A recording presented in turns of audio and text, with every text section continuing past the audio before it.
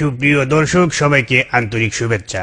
শুরু করছি কয়েদিমু টেলিভিশনের সাপ্তাহিক আয়োজন বাংলাদেশ কি বিচিত্র, দেখাবো তার চিত্র। আমাদের আজকের বিষয় 70 গেল 80 গেল, মাগার যৌবন গেল না। এইদিকে আমাদের আজকের আমরা প্রোগ্রাম সাজিয়েছি একজনের বিয়ে নিয়ে। সেটা হচ্ছে, আপনারা সবাই জানেন যে রেলমন্ত্রী কিছুদিন আগে বিয়ে করছে এবং তার বিয়ে নিয়ে আমাদের আজকের অনুষ্ঠান। সুপ্রিয় দর্শক, আপনারা দেখেছেন বাংলাদেশে প্রায় সবগুলো চ্যানেল তার বিয়ের গায়ে হলুদকে লাইভ করছে। আমরা কয়েদিমু টেলিভিশন চেষ্টা করছিলাম তার ভাস্করকে লাইভ করতে, কিন্তু উনি লজ্জায় দিলেন না। যাগুয়া স্বামী দিকে আগুয়া, আমরা চলে যাচ্ছি আমাদের প্রোগ্রামের ভিতরে। শুরুতেই তার বিয়ে নিয়ে আমরা শুনবো কিছু বিশিষ্টজনদের মতামত। আসলে 70 বছরের ইঞ্জিনের সাথে নতুন বগি কিভাবে চলবে আমার বুঝে আসে না। তবে হ্যাঁ, যেহেতু ইঞ্জিনের সাথে বগি লেগেছে, ভালো চলুক, এটা আমরা সবাই চাই। তবে হ্যাঁ, পদ্মা সেতু কিন্তু হবেই। হ্যাঁ, না, এখন ওই মাটি পরীক্ষা চলছে, পদ্মা সেতু হবে এবং সেই সেতুর উপর দিয়ে এই বগি এবং ট্রেন কিন্তু চলবে। এই নিয়ে রাজনীতি করার কিছু নেই। আসলে মজিব ভাই এই বয়সে বিয়ে করেছে, আপনি তো কয়দিন পরে ঠিকই মারা যাবেন, কিন্তু মেয়েটি কি করবে, সে তো জ্বলে পড়ে মরবে।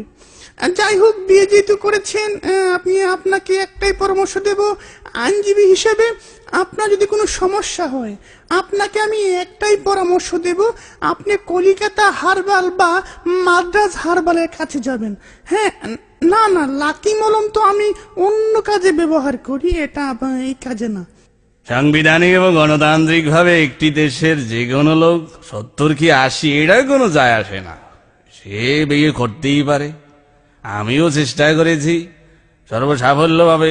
বিবাহ একটি গণতান্ত্রিক অধিকার, এ নিয়ে রাজনীতি করার কিছু নেই। রেলমন্ত্রী থাকা অবস্থায় আমিও চেষ্টা করেছি, কালো বিড়াল বের হয়ে আসছে, কিছু করার নেই।